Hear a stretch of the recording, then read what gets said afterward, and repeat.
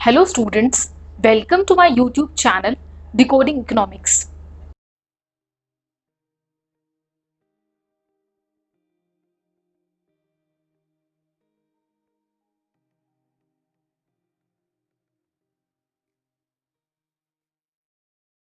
तो चलिए आज के लेक्चर को हम स्टार्ट करते हैं। तो स्टूडेंट्स, आज का हमारा टॉपिक है प्रोडक्शन फंक्शन। आज हम पढ़ेंगे प्रोडक्शन फंक्शन के बारे में।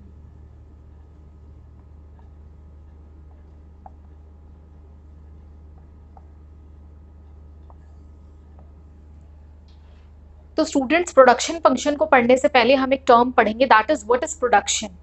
प्रोडक्शन का मतलब क्या होता है? Production means the conversion of inputs into the outputs. Production का मतलब होता है कि जो रॉ मटेरियल्स या जो इनपुट्स होता है उसका यूज करके उसे आउटपुट में कन्वर्ट करना। जैसे कि इनपुट है आपका शुगर केन। शुगर केन को हमने जब मशीन में डाला, शुगर केन से हमने उसे शुगर के फॉर्म में आउटपुट प्रोड्यूस किया। शुगर केन से हमारा शुगर बना। तो इस तरीके से ये एक इनपुट है जिससे हमारा आउटपुट फॉर्म हो रहा है, वही आपका कहलाता है प्रोडक्शन। अब हम पढ़ेंगे व्हाट इज प्रोडक्शन फंक्शन।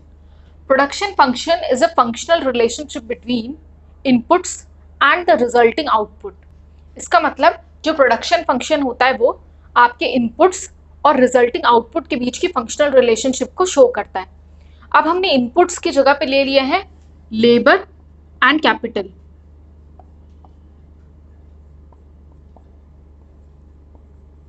और ये हो गया आपका आउटपुट। तो यहाँ हमने आउटपुट ले लिया है और ये फंक्शन होता है आपके इनपुट्स का। ये आपके इनपुट्स है। इनपुट्स में आपका एल से डिनोट हो रहा है लेबर और के से डिनोट हो रहा है आपका कैपिटल। उन दोनों के यूज से आपका आउटपुट प्रोड्यूस हो रहा है। तो ये आउटपुट जो है ये फंक्शन है किसका? इनपुट्स का। तो यही आपका दोनों के बीच की जो फंक्शनल रिलेशनशिप है इनपुट और आउटपुट की, वही आपकी कहलाती है प्रोडक्शन फंक्शन। इसको मैं आपको एक एग्जाम्पल से एक्सप्लेन करती हूँ कि suppose there is a piece of land. एक पीस ऑफ लैंड है, तो जो पीस ऑफ लैंड है वो फिक्स होता है। इसका मतलब ये है कि अगर आपके पास 1 हेक्टेयर का आपके पास लैंड है, तो जो आपके पास लैंड है वो आपका जितना भी पीस ऑफ लैंड आपके पास है वो आपके पास कुछ ईयर्स के लिए फिक्स अमाउंट रहता है। तो लॉन्ग रन में ही आपका जो पीस ऑफ लैंड है वो इंक्रीज हो सकता है, लेकिन शॉर्ट पीरियड में आपका जो लैंड है वो आपका फिक्स ही रहता है। तो जो कुछ आपके फिक्स्ड फैक्टर्स होते हैं जैसे कि लैंड, और कुछ आपके वेरिएबल फैक्टर्स होते हैं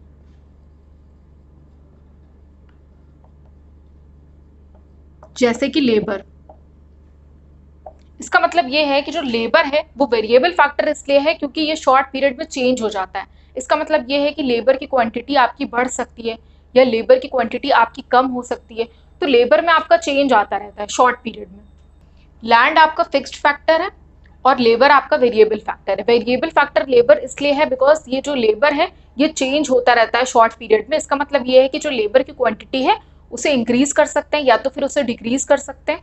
हम लेबर को बढ़ा भी सकते हैं शॉर्ट पीरियड में, कम भी कर सकते हैं। लेकिन जो लैंड है वो शॉर्ट पीरियड में आपका फिक्स रहता है, उसमें कोई चेंज नहीं आता है। आपके पास अगर पर्टिकुलर पीस ऑफ लैंड है तो वो आपका उतना ही रहता है, ऐसा नहीं है कि वो आपका रातों रात बढ़ जाएगा। लेकिन वही पीस ऑफ लैंड आपका कुछ सालों में हो सकता है कि आप ज्यादा जमीन खरीद लें और वो आपका पीस ऑफ लैंड बढ़ जाए, लेकिन शॉर्ट पीरियड में वो आपका फिक्स ही रहता है और सिर्फ आपके वेरिएबल फैक्टर्स में चेंज आता है। तो ये हमने यहाँ पे दोनों का डिफरेंस देख लिया कि फिक्स्ड फैक्टर क्या होते हैं, वेरिएबल कौन से। तो यहाँ पे लेबर जो है ये आपका कैसा फैक्टर है? ये आपका वेरिएबल फैक्टर है। और कैपिटल जो है ये आपका फिक्स्ड फैक्टर है। जो कैपिटल होती है इसका मतलब है कि जो भी हम लोग इन्वेस्टमेंट करते हैं अपने बिजनेस में वो आपकी कहलाती है कैपिटल। तो वही कैपिटल होती है जो कि आपकी फिक्स्ड होती है।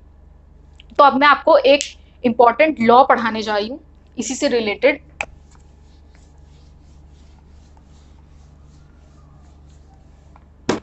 That is law of variable proportion,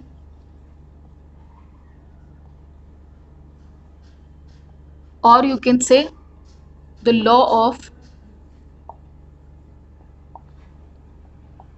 diminishing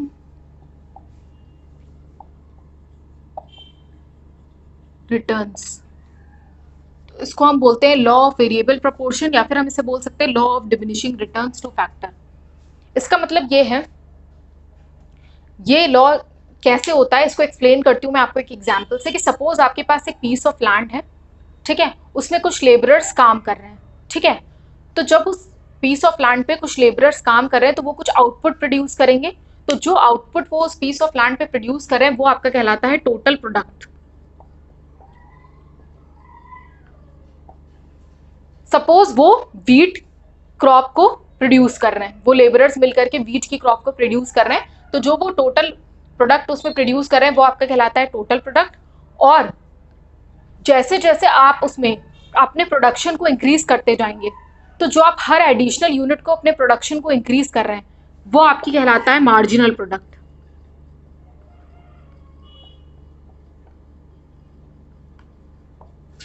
जो आप हर एक यूनिट से प्रोडक्शन को इंक्रीज करते हैं वो आपका कहलाता है मार्जिनल प्रोडक्ट। इसका मतलब ये है कि हम वेरिएबल फैक्टर को इंक्रीज करते हैं, हम उस पीस ऑफ लैंड पर लेबर को एम्प्लॉय कर रखे हैं, हमने कुछ पर्टिकुलर लेबर को एम्प्लॉय कर रखा उस पीस ऑफ लैंड पर काम करने के लिए। अब हमने क्या किया, लेबरर्स को इंक्रीज किया, इसलिए इंक्रीज किया क्योंकि वो वेरिएबल फैक्टर है और उनको बढ़ाने से क्या होगा, हमारा टोटल प्रोडक्टिविटी बढ़ेगी। तो टोटल प्रोडक्टिविटी को बढ़ाने के लिए हमने एडिशनल यूनिट ऑफ लेबर्स को एम्प्लॉय किया, जो कि आपका कहलाता है मार्जिनल प्रोडक्ट। तो हमने एडिशनल मार्जिनल प्रोडक्ट को इंक्रीज किया। जब हम उन लेबरर्स को इंक्रीज करेंगे तो उससे क्या होगा, आपका टोटल प्रोडक्ट जो है वो इंक्रीज होगा। तो इनिशियली क्या होता है, आपका जो है मार्जिनल प्रोडक्ट को जब हम इंक्रीज करते हैं तो आपका टोटल प्रोडक्ट इंक्रीज करता है। उसके बाद क्या होता है कि आपका टोटल प्रोडक्ट, आपका जो मार्जिनल प्रोडक्ट है वो आपका फॉल होने लगता है। क्यों फॉल होने लगता है, क्योंकि एक पीस ऑफ लैंड पे जब हम जितने रिक्वायर्ड लेबर्स हैं उससे ज्यादा लेबरर्स को एम्प्लॉय कर देते हैं, जो कि आपका कहलाता है the case of disguised unemployment. इसमें ये होता है कि सपोज एक पीस ऑफ लैंड पे 10 लेबरर्स काम कर रहे हैं, तो उस पीस ऑफ लैंड पे 10 लेबरर्स ही रिक्वायर्ड हैं, लेकिन अब उस पर 15 लेबरर्स काम कर रहे हैं, तो 5 एक्स्ट्रा लेबरर्स उस पर काम कर रहे हैं जिनकी की जरूरत नहीं थी, क्योंकि आउटपुट में कोई चेंज नहीं आ रहा है, टोटल प्रोडक्ट आपका उतने का उतना ही है, लेकिन एक्स्ट्रा 5 लेबरर्स वहां पे काम कर रहे हैं। तो इस वजह से ये हो रहा है कि वो जो एक्स्ट्रा लेबर्स काम कर रहे हैं तो वो मार्जिनल प्रोडक्टिविटी आपकी फॉल करने लगती है, और फिर एक पॉइंट ऐसा आता है जब आपकी मार्जिनल प्रोडक्टिविटी नेगेटिव भी होने लगती है।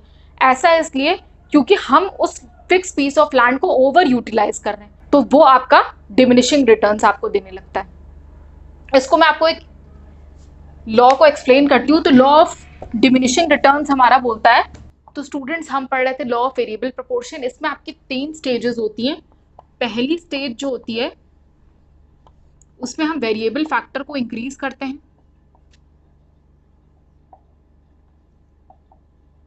यानी कि हम मार्जिनल प्रोडक्ट को इंक्रीज करते हैं। इसका मतलब है हमारा वेरिएबल फैक्टर है हमारा लेबर। इसका मतलब ये है कि जो पीस ऑफ लैंड है उसमें हम लेबर को इंक्रीज करते हैं, तो जब हम लेबर को इंक्रीज करेंगे तो जो हमारा टोटल प्रोडक्टिविटी है, जो व्हीट क्रॉप की प्रोडक्टिविटी है, वो इंक्रीज करेगी एट इंक्रीजिंग रेट। उसके बाद सेकेंड स्टेज में, जिसको कि हम आपको बोलते हैं डिमिनिशिंग रिटर्न्स टू फैक्टर,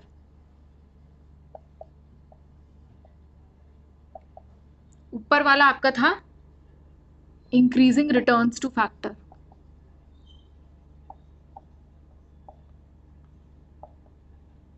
ये है आपका डिमिनिशिंग रिटर्न्स टू फैक्टर। यहाँ पे आपका मार्जिनल प्रोडक्ट फॉल करता है और आपका जो टोटल प्रोडक्ट है वो इंक्रीज करता है eight diminishing rate.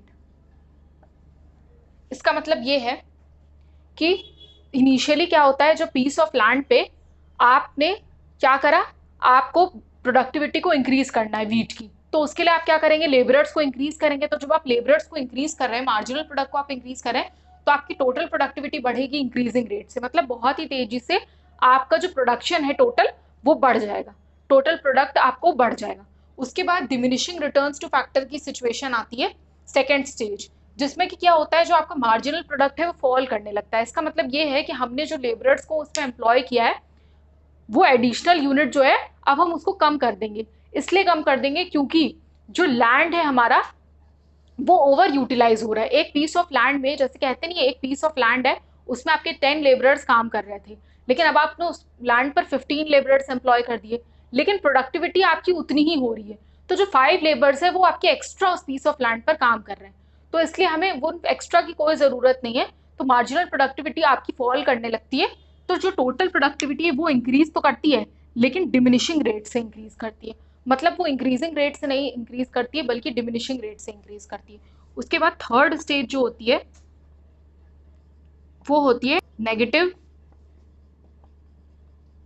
Returns two factor. इसका मतलब ये है कि जो एमपी है वो आपका नेगेटिव हो जाता है और टीपी जो है वो आपका फॉल करने लगता है। इस सिचुएशन में टीपी आपका फॉल करने लगता है। जो मार्जिनल प्रोडक्ट है वो आपका जब नेगेटिव हो जाता है तो जो टोटल प्रोडक्ट है वो आपका फॉल करने लगता है। इसका मतलब ये है कि उसी पीस ऑफ लैंड पे जब लेबरर्स का एम्प्लॉयमेंट एक्सेसिव हो जाता है तो वो नेगेटिव हमें प्रोडक्टिविटी देने लगता है। उसके बाद जो आपका टोटल प्रोडक्ट है वो भी आपका फॉल करने लगता है। इसलिए हम लोगों को एक लिमिट तक ही अपने मार्जिनल प्रोडक्ट को इंक्रीज करना चाहिए ताकि हमें नेगेटिव रिटर्न्स ना मिले। तो इसको मैं आप लोगों को डायग्राम के थ्रू एक्सप्लेन कर देती हूँ।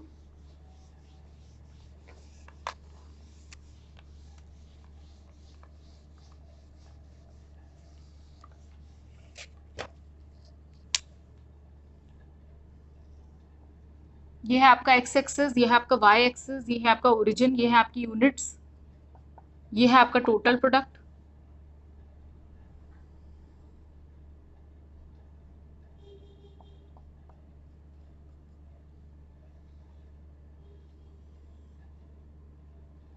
ये है आपका एक्स एक्सिस, ये है आपका वाई एक्सिस, ये है आपका मार्जिनल प्रोडक्ट और ये है आपका ओरिजिन।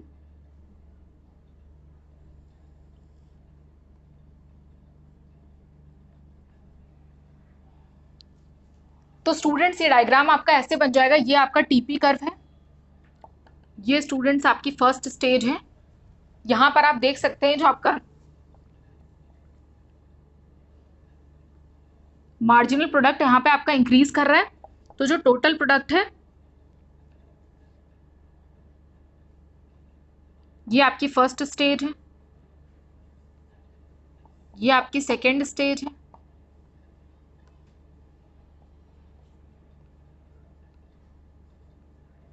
ये आपकी थर्ड स्टेज है।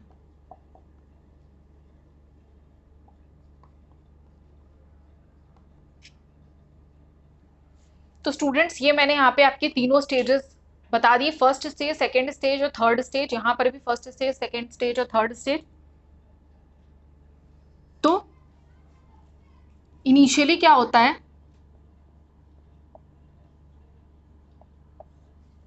इनिशियली आप देख सकते हैं कि आपका एमपी जो है इंक्रीज करता है। इनिशियली आपका एमपी इंक्रीज करता है, तो जो टीपी है वो इंक्रीज करता है at increasing rate. TP increase करता है एट इंक्रीजिंग रेट। उसके बाद जब आपका एमपी फॉल करता है then TP increases at diminishing rate. उसके बाद सेकेंड स्टेज में आप देख सकते हैं कि आपका एमपी जो है फॉल करने लगता है, तो टीपी आपका इंक्रीज करता है लेकिन डिमिनिशिंग रेट से। लॉ ऑफ वेरिएबल प्रोपोर्शन यही है आपका कि एमपी आपका कम होने लगता है और टीपी इंक्रीज करता है आपका डिमिनिशिंग रेट से। उसके बाद एमपी बिकम्स जीरो,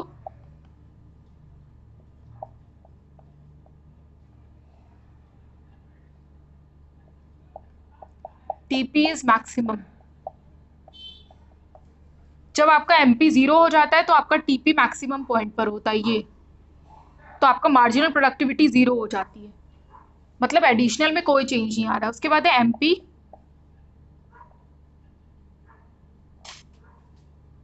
एमपी आपका नेगेटिव होता है जब, देन टीपी स्टार्ट्स फॉलिंग, तब आपका टीपी फॉल करने लगता है। तो ये मैंने आपका डायग्राम बना दिया। ये आपका एमपी है, ये आपका टीपी है, ये आपका ओरिजिन है। यहाँ पे हमने यूनिट्स ले ली, तो यहाँ पे स्टूडेंट्स आप देख सकते हैं कि फर्स्ट स्टेज में एमपी जब आपका इंक्रीज करता है तो टीपी इंक्रीज करता है आपका इंक्रीजिंग रेट से। यही आपका लॉ ऑफ वेरिएबल प्रोपोर्शन है कि जब पहली स्टेज में मार्जिनल प्रोडक्ट आपका जब इंक्रीज होगा तो टीपी इंक्रीज होगा at increasing rate. Second stage में जब मार्जिनल प्रोडक्ट आपका फॉल करेगा तो टीपी इंक्रीज होगा एट डिमिनिशिंग रेट। उसके बाद एमपी आपका 0 हो जाएगा यहाँ पर और टीपी आपका मैक्सिमम पॉइंट पर होगा।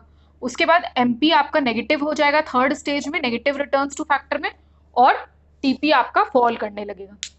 तो आई होप आपको लॉ ऑफ वेरिएबल प्रोपोर्शन समझ में आ गया होगा।